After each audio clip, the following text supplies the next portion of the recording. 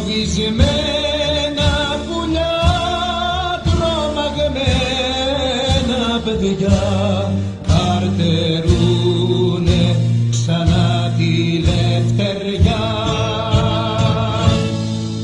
Αντριεμένα κορμιά, αγριεμένα θεριά, θα γίνουμε στη γαλάζια τη γενιά.